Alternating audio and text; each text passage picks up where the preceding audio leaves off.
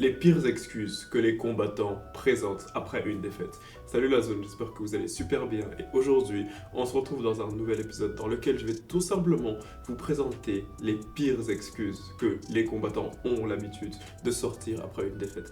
Les gars, personne n'aime perdre, ok? On déteste tous recevoir une défaite, surtout quand c'est une défaite cuisante.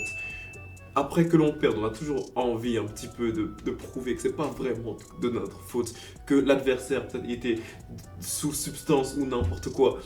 Et on n'a jamais vraiment envie de prendre le blâme sur nous et de dire ok, j'ai perdu parce qu'il était meilleur que moi. Et donc, en fait, aujourd'hui, c'est un petit peu ça que l'on va classer. Donc, on va un petit peu classer les excuses que les combattants ils ont l'habitude de sortir après avoir reçu une défaite. Comme d'habitude, avant d'aller plus loin, je te conseille fortement de t'abonner à la zone parce que, à ce qui paraît, si tu ne le fais pas, John Jones va venir chez toi à 2h du matin pour te vendre du crack. Et on va commencer tout d'abord par la première excuse, qui est une excuse qui ressort plutôt fréquemment si tu analyses bien. Et c'est tout simplement que le combattant va tout simplement dire bah ouais, en fait, j'étais juste pas motivé. C'était pas vraiment. Genre, j'étais vraiment pas motivé. C'est un truc qui vient assez souvent, comme je viens de te le dire. Je peux te donner l'exemple de John Jones après s'être fait argumentablement battre par Dominic Reyes. Je sais que je fais que pousser cette narrative, mais John Jones après s'être fait battre par Dominic Reyes, bah, que ce soit les fans de John Jones, tout le monde était juste en mode ouais, de toute façon, John Jones il a déjà battu tous les light heavyweights, genre il n'avait plus la motivation de partir encore battre un autre Dominic Reyes, genre ça ne servait quasiment plus à rien. Même chose que Adesanya a sorti. Bon, Adesanya, je risque d'utiliser son nom de manière assez fréquente dans cette vidéo parce que malheureusement, plein des excuses qui sont là, bah, c'est plein d'excuses que Adesanya a déjà utilisées. Ouais, comme par exemple dans le combat entre Adesanya et Sean Strickland, bah, l'un des arguments qui sortait les plus souvent, qui justifiait la défaite de Adesanya face à Sean Strickland, qui je le rappelle à l'époque était numéro 7 de la catégorie des middleweight, bah, c'était tout simplement le fait que Sean Strickland, Adesanya je veux dire, pardon, n'était pas motivé, que Adesanya il avait pas de raison d'être motivé, il avait déjà fait une masterclass contre Alex Pereira, il avait quasiment fait ce qu'il voulait de la catégorie des middleweight. Et le fait qu'on lui donne un numéro 7, bah, il n'a plus cette grinta de fou pour aller affronter Sean Strickland. Mais moi je me dis quand même que malgré tout, c'est vraiment pas une excuse valable en fait. C'est vraiment pas une excuse valable. T'es le champion, t'es censé amener cette grinta, t'es pas censé juste te dire oh non je suis pas motivé donc aujourd'hui j'y vais doucement. Non, c'est une mauvaise excuse. C'est une très mauvaise excuse même en vrai. Je suis pas motivé. Bah, motive-toi juste. Je sais pas, ramène David Goggins dans ton coin. I don't know. Ça aussi c'est un truc que j'aime pas. Pas d'excuse. Mais ça littéralement. Et premier degré, ça je mets ça en très mauvaise excuse. Parce que ça aussi, c'est un truc que les combattants ils sortent juste trop souvent en fait. Ouais, si t'as envie de t'en rendre compte, commence à prêter un petit peu plus attention lorsque tu regardes les conférences de presse d'après combat et tout. À chaque fois, tu vas les entendre dire ouais, non, je vais pas présenter d'excuses, je suis pas le type de combattant qui va sortir des excuses et tout. Mais, et là, il sort tout un catalogue d'excuses. Là, il va sortir quasiment toutes les excuses que je vais mettre juste après. Il va dire ouais, mais j'étais pas motivé, j'étais blessé, patati patata, ouais, j'étais pas motivé, genre, je sors pas d'excuses, mais ta ta ta ta ta. Et ça, c'est un truc qu'ils font quasiment à chaque fois. Quasiment à chaque fois, tu vas les entendre dire ça. Et moi, je me dis que c'est pas cool. C'est vraiment pas cool. Genre, en mode, c'est. Bah voilà, quoi. C'est juste une façon cachée de montrer, de donner beaucoup d'excuses. Parce qu'en fait, dans le MMA, et un petit peu comme dans tous les sports, un petit peu, il y a un petit peu cette règle qui est cachée et dont on ne parle quasiment jamais. C'est le fait qu'après une défaite, bah tu donnes juste pas d'excuses. Après une défaite, tu acceptes que tu as perdu. Tu vas pas rester là à te justifier, te justifier, te justifier. Et bah, pas d'excuses, mais c'est un truc qu'il y a vraiment beaucoup de combattants qui font. Je peux te donner l'exemple d'un Tony Ferguson. Il y a vraiment beaucoup, beaucoup, beaucoup de combattants qui font ça. Et ouais, donc c'était vraiment ça. Adesanya également, il fait pareil. Euh, J'étais malade. Ça, je dirais que c'est une mauvaise excuse. Parce que, déjà, de un, personne ne te force à prendre le combat, ok. Et de deux, un truc qui vient très souvent, c'est tout simplement que bah, les combattants, ils vont dire qu'ils étaient malades alors que c'était vraiment une maladie qu'ils avaient peut-être au début de leur camp d'entraînement. Ils vont être là, après ils vont se dire ouais non j'ai pas pu gagner ce combat parce que je sais pas, il y a 5 semaines, 6 semaines, genre j'avais la grippe. Bro, c'est passé, littéralement. Et c'est un truc qui arrive vraiment très souvent. Là, je peux te donner l'exemple de qui? Là, je peux te donner l'exemple de. Il y a vraiment tellement de combattants. Et parfois aussi, ça peut être genre des staphylocoques et tout ça. Benoît Saint-Denis, l'exemple de Benoît Saint-Denis après son combat, quand il avait sorti comme excuse le fait qu'il avait une infection au staphylocoque. C'est vraiment une excuse qui revient très souvent. Mais je me dis que c'est pas une excuse valable parce que à partir d'un certain moment, tu aurais pu ne pas prendre le combat. Tu aurais vraiment pu ne pas prendre le combat. Surtout si c'était une maladie que tu avais vraiment pendant ton camp d'entraînement et depuis longtemps et tout. Et c'est pour ça que ça va un petit peu de pair avec le fait que ouais, je suis blessé. Le truc de je suis blessé, ça c'est un truc qui revient très souvent et c'est pour ça que je suis décidé à le mettre en très mauvaise excuse. Parce que c'est un truc que j'ai remarqué, et là je vais pas dire que les combattants mentent, ok? Je vais pas dire que les combattants mentent ni quoi que ce soit, parce que souvent ça peut être prouvé ni rien. Mais est-ce que tu trouves pas que c'est bizarre qu'à chaque fois qu'il y a un combattant qui fait une très mauvaise performance, tout le temps, il va tout simplement te dire que c'est au tout début du combat, genre lorsqu'il a envoyé son premier leg kick, qu'il s'est cassé la jambe ou un truc comme ça. Colby Covington avait dit la même chose lorsqu'il se battait récemment contre Joaquin Buckley. Il avait dit la même chose l'année dernière quand il se battait contre Leon Edwards. Cyril Gane a également dit la même chose lorsqu'il se battait contre Alexander Volkov et qu'il a eu une performance dégueulasse. C'est juste une excuse qui revient très très très souvent en mode ouais non je me suis blessé au tout début du combat. Et bah moi c'est pour ça que je me dis que c'est pas si valable que ça, c'est pas si valide que ça. Après il y a aussi des combattants qui vont venir te dire que ouais je me suis blessé pendant mon camp d'entraînement et tout. Ça, c'est un petit peu différent. Là, le truc, c'est que si tu gagnes le combat, là, tu peux le dire. Si tu gagnes le combat et t'es en mode, ouais, j'ai gagné, et en plus de ça, j'étais blessé, en plus, j'ai gagné. C'est un petit peu comme ce que Francis Ngannou il a fait contre Cyril Gane. Lorsqu'il a battu Cyril Gane alors qu'il était blessé, il a battu Cyril Gane d'abord. Et après l'avoir battu, il était en mode, ouais, mais en plus de ça, j'étais blessé, j'arrivais pas à lutter. Pareil pour Sean O'Malley lorsqu'il l'a battu Aljamain Sterling. Il l'a battu après, il nous a fait savoir après ça qu'il était blessé et qu'il n'arrivait pas à lutter non plus. Donc ça, c'est la seule raison dans laquelle tu peux vraiment placer ce genre d'informations et tout.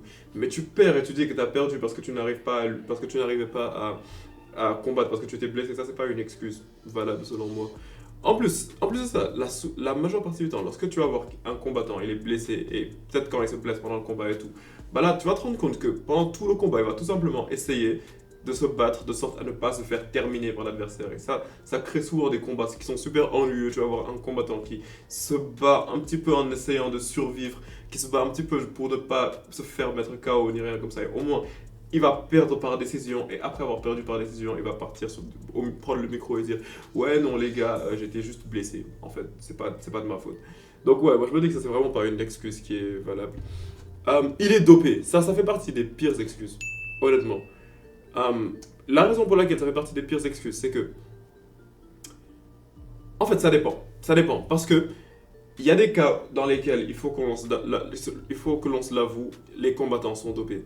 Mais la majeure partie du temps, malheureusement, où cette excuse, elle a été sortie, bah, c'était tout simplement que des combattants qui n'étaient pas dopés. Comme Bobby Green, lorsqu'il l'a utilisé, lorsqu'il se battait contre Islam Makhachev, il était en mode, ouais, de toute façon, eux, au Daghestan, ils sont tous dopés et tout. Alors que lorsqu'il y a eu des tests de dopage et tout, on n'a jamais, le combattant n'a pas pop. Bon, je sais qu'Islam, il a pop une fois, mais c'était pas du tout dans le même contexte. Maintenant, ouais, donc c'était un petit peu ça. Et ça vraiment, c'est juste une excuse. C'est juste, ouais, je me suis fait dominer et tout. Il est probablement dopé. Maintenant, c'est la faute du docteur. Ça aussi, c'est une très mauvaise excuse, je dirais. Parce que, littéralement, le docteur, il te sauve la vie. Il n'y a pas d'autre mot. Le docteur, il te sauve la vie. Le docteur... La majeure partie du temps, cette excuse, elle est utilisée, bien évidemment, pour que tu comprennes. Bah, c'est lorsque un combat se fait arrêter sous doctor stoppage, c'est-à-dire que le docteur il se rend compte que tu as peut-être trop de coupures et tout, et que c'est pas sûr de te laisser continuer à combattre. Et après donc là directement le docteur il arrête le combat et d'habitude l'arbitre il donne la victoire à l'autre. Et maintenant le truc c'est que ça c'est une mauvaise excuse parce que la majeure partie du temps c'est juste que le docteur il s'est rendu compte que tu pouvais tellement plus te battre qu'il a arrêté le combat. Je crois pas que Benoît Saint-Denis il avait sorti cette excuse après sa défaite. Mais c'est comme si je te disais que dans le combat entre Benoît Saint-Denis et Renato Moicano il a tellement mis Benoît Saint-Denis dans un état piteux qu'il ne pouvait plus continuer. L'arbitre a vu ça. Le docteur, je veux dire, s'est rendu compte que si le combat continuait, bah, ça finirait très mal pour lui. Donc le docteur arrête le combat. Maintenant, si après ça, Benoît Saint-Denis il venait, il était en mode ouais, non, c'est la faute du docteur et tout, bah là, ce serait une très mauvaise excuse. Et là, je te parle de ça parce que c'est littéralement ce que Colby Covington a fait récemment contre Joaquin Buckley. Il était en mode ouais, non, j'aurais pu continuer à me battre, moi, c'était pas un problème, patati patata, alors que le docteur lui a juste littéralement sauvé la vie. J'étais trop actif. Bon, ça, je trouve que c'est une excuse un petit peu passable en vrai. Ça va, genre, pour les combattants qui ont fait, qui font que se battre, que se battre, que se battre, que se battre, que se battre, et qui vivent littéralement dans des camps d'entraînement. En fait, le truc, c'est que ça nous amène un petit peu au prochain, genre pas au prochain point, mais au point précédent qui était par rapport aux blessures et tout. Parce que lorsque tu es tout le temps dans des camps d'entraînement, bien évidemment, ça va accumuler tes blessures et tout. Euh, à la fin de la journée, c'est aussi que c'est à toi de savoir quand est-ce que tu dois te battre et quand est-ce que tu dois pas te battre, certes. Mais je me dis que ça va un petit peu parce qu'il y a parce que en fait c'est ça que l'on veut, tu vois. On veut qu'il y ait des combattants qui soient actifs. On veut que les champions soient actifs et tout. C'est un petit peu comme à l'époque d'Adesanya aussi, parce qu'Adesanya il a encore utilisé cette excuse parce que comme je te l'ai dit, Adesanya il a vraiment utilisé beaucoup d'excuses. Bah il aussi utilisé cette excuse en mode ouais j'ai perdu contre Sean Strickland parce que j'étais trop actif, je me battais quasiment chaque 3-4 mois et tout. Je me dis ça passe un petit peu parce que c'est un petit peu ce que l'on veut des combattants. On veut que les combattants soient actifs, on veut que les combattants ils se battent fréquemment et tout. Mais il faut pas abuser de cette excuse-là aussi non plus. Ça touche aussi Volkanovski. Volkanovski, il avait aussi sorti cette excuse. Mais encore, comme je te le dis, genre, les gens qui sortent ces excuses, d'habitude, bah, c'est juste qu'ils nous habituent à un grand style. Genre, ils nous habituent à des grandes attentes et tout. Donc je me dis qu'à la rigueur, ça va, tu vois. Pas assez actif, par contre, moi je me dis que ça, c'est une mauvaise excuse. Parce que bah, ça c'est exactement encore le cas de Colby Covington qui va se battre une fois par année. Genre ça va être en fin de décembre d'habitude, en fin d'année littéralement en décembre d'habitude c'est tout le temps à ce moment-là que Colby se bat. Bah maintenant à chaque fois qu'il perd il est en mode ouais non mais c'est parce que ça fait longtemps que je me suis pas battu, j'ai un petit peu perdu l'habitude, I got the ring rust, des trucs comme ça tu vois. Et bah maintenant, moi je me dis que bah juste bats-toi plus. C'est vraiment pas compliqué. Juste bats-toi plus ou bien reste plus dans les camps d'entraînement et tout. T'as pas à te battre une fois par année et après disparaître et tout. Surtout que c'est ton travail de te battre donc bah je fais tout ce que tu veux. Oh j'ai fait une mauvaise weight cut. Ça c'est une mauvaise excuse parce que pourquoi est-ce que tu vas pas simplement monter dans la catégorie d'au-dessus? Aljamain Sterling, c'est à toi que je parle. Donc ouais, c'est juste une mauvaise excuse parce que bah, tu peux juste monter dans la catégorie au-dessus. Parce que si t'arrives vraiment pas à couper le poids, fais comme Alex Pereira. Alex Pereira était en train de galérer pour se battre en middleweight. Donc on l'a mis KO. À la place de chercher les excuses, il se rendait compte que la perte de poids était un petit peu trop brutale pour lui. À la place de chercher des excuses, bah, il a juste monté de catégorie automatiquement. Alex Pereira, après s'être fait battre par Israel Adesanya, il a sorti aucune excuse. Il est juste monté de catégorie. Ouais, non, j'étais pas moi-même. Bon, honnêtement, les gars, ça c'est la pire excuse, moi je trouve. C'est vraiment la pire excuse. C'est vraiment la pire excuse. Là, je suis en train de réfléchir, mais il n'y a pas une pire excuse que. Ouais, non, j'étais pas moi-même ce soir. J'étais pas, je sais pas, j'étais pas moi. Ça, c'est vraiment. Adesanya, encore, je suis désolé. Mais le truc, c'est que après le combat contre Strickland, Adesanya, il a vraiment sorti une liste d'excuses, bro. Et après, j'imagine que c'est pas. Bon, je vais pas dire que c'est normal, mais c'est compréhensible parce que. Bah, t'es le numéro 1 de ta catégorie, genre tu t'attends pas du tout à ça. Après, il y a le numéro 7 qui vient et qui te détruit aussi facilement que ça. C'est vrai que ton cerveau, il va pas accepter ça automatiquement. Mais en fait, c'est ça. Adesanya, après s'être fait battre, il était en mode ouais, non, moi j'étais pas moi-même, j'avais pas compris, on dirait que je me battais dans un rêve et tout. C'était pas mon jour et quoi que ce soit. Ouais, non, ça, il y a vraiment pas grand chose de plus que je peux te dire sur ça que. Là, littéralement, t'es juste en train d'enlever le mérite de l'autre personne. Y a pas d'autre truc. Là, tu enlèves totalement le mérite de l'autre personne. L'autre personne, elle s'est mieux battue que toi, tout simplement. L'autre personne s'est mieux débrouillée que toi. C'est pas un truc en mode, ouais, non, tu n'étais pas toi-même. Non. Je suis venu en short notice, ça c'est le truc le plus compréhensible. Honnêtement, c'est le truc le plus compréhensible. Lorsque tu te bats en short notice, d'habitude, bon, on s'attend même pas vraiment à ce que tu gagnes. Honnêtement, quand tu viens en short notice et que tu sauves une carte, on s'attend même pas vraiment à ce que tu gagnes. Donc, ouais. Volkanovski, on t'en veut pas de t'être fait battre par Islam Makhachev. Kamaru Usman, on t'en veut pas de t'être fait battre par Khamzat Chimaev. C'est exactement ça. Danny Gay, on t'en veut pas de t'être fait battre par Diego Lopez. En fait, tu viens en short notice, tu sauves la carte. Que tu gagnes ou que tu perds, t'es un héros la majeure partie du temps.